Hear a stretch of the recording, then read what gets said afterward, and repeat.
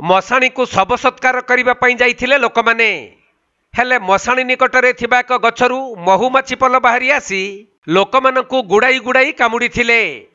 तेणु शव छाड़ी देई लोक माने दौड़ी पलाई आसीथिले मध्य महुमाछी आक्रमण रे 6 जन आहत होई मेडिकल रे भर्ती होइथिबा जणा पड़िछि।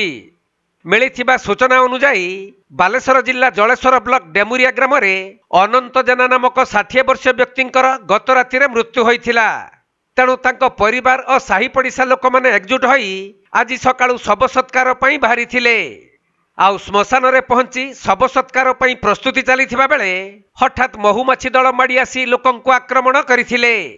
फल सत्कार पई आसीथिबा लोक माने शव को छाड़ी दौड़ीथिले मध्य महुमाछी आक्रमण रे 6 जन आहत होइथिले।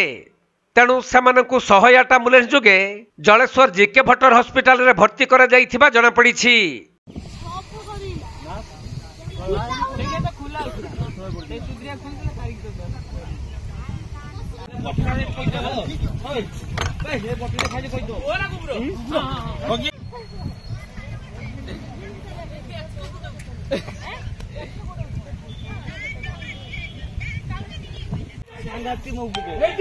मारा पड़े सच्चा तो 3 तारीख को